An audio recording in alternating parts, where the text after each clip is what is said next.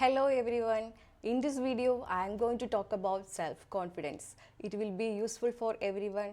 So let's move on to the video. I am Varsha George. Welcome back to my YouTube channel.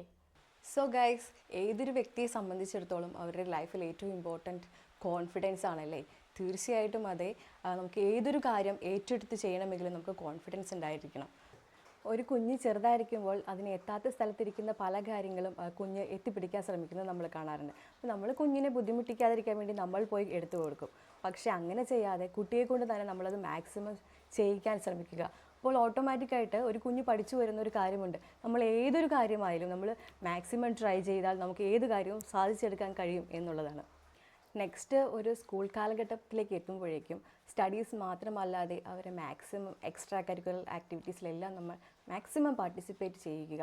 അവർക്കൊരു പക്ഷേ കഴിയില്ല, അവർ ചിലപ്പോൾ വിന്നായേക്കാം, അല്ലെങ്കിൽ അവർ ഫെയിലായേക്കാം. പക്ഷെ ഫെയിലാകുമ്പോൾ നമ്മളൊരു കുട്ടിയെ കളിയാക്കുകയോ അല്ലെങ്കിൽ നീ അവനെ കണ്ടോ അവളെ കണ്ടോ അങ്ങനെയൊന്നും അല്ല പറയേണ്ടത്. ആ കുട്ടിയോട് നിനക്കും കഴിയുമോനെ, യു ആർ ദ സൂപ്പർ അങ്ങനെ പറഞ്ഞു നോക്കൂ. ആ കുട്ടിക്ക് അതിൽ കോൺഫിഡൻസ് വരാൻ തുടങ്ങും. ആ കുട്ടി നെക്സ്റ്റ് ടൈം അത് ഇമ്പ്രൂവ് ചെയ്തിരിക്കും തീർച്ചയായിട്ടും. നെക്സ്റ്റ് നമ്മൾ ഹയർ സ്റ്റഡീസ് എല്ലാം കഴിഞ്ഞ് ജോലിയൊക്കെ അന്വേഷിച്ച് തുടങ്ങുന്ന ഒരു കാലഘട്ടമുണ്ടല്ലോ.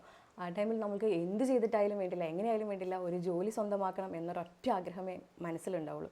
നമ്മൾ എന്ത് ചെയ്യും? എത്ര കോൺഫിഡൻസ് ഇല്ലെങ്കിലും നമ്മൾ പേടിച്ച് വിറച്ചിട്ടൊക്കെ ആണെങ്കിൽ പോലും നമ്മൾ പോയൊരു ഇൻ്റർവ്യൂ ഒക്കെ അറ്റൻഡ് ചെയ്യും, നമ്മൾ അതിൽ പാസ്സാവും, നമുക്ക് ജോലിയൊക്കെ കിട്ടും. പക്ഷേ ഒരു കുറച്ച് മാസങ്ങളാവുമ്പോഴേക്കും നമുക്ക് എന്ത് തോന്നാൻ തുടങ്ങും?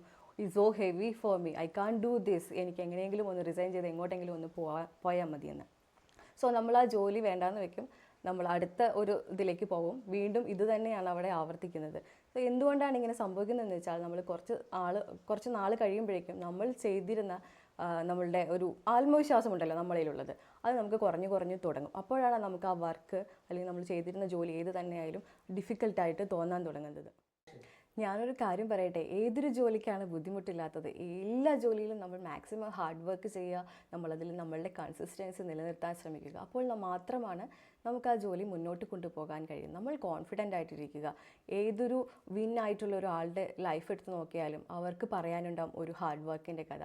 സോ നമുക്ക് കഴിയില്ല എന്ന് തോന്നുന്ന ടൈമിൽ നമ്മൾ ഇങ്ങനെ ചിന്തിച്ച് തുടങ്ങുക, ഐ ക്യാൻ ഡു ഇറ്റ് എന്ന് നമ്മൾ എപ്പോൾ ചിന്തിക്കുന്നോ അതുമുതൽ നമ്മളുടെ സക്സസ് ആരംഭിക്കുന്നതായിരിക്കും. അപ്പോൾ ഗൈസ്, എല്ലാവരും ടെൻഷൻസും പേടിയും എല്ലാം മാറ്റിവെച്ച് കോൺഫിഡൻ്റ് ആയിട്ട് ലൈഫിൽ മുന്നേറുക. ഉയരങ്ങൾ കീഴടക്കാൻ എല്ലാവർക്കും സാധിക്കട്ടെ. Be confident, B strong. അപ്പോൾ ഗൈസ്, എൻ്റെ വീഡിയോസ് ഇഷ്ടപ്പെട്ടാൽ ഇപ്പോൾ തന്നെ ലൈക്ക് ചെയ്യുക, ഷെയർ ചെയ്യുക, സബ്സ്ക്രൈബ് ചെയ്യുക.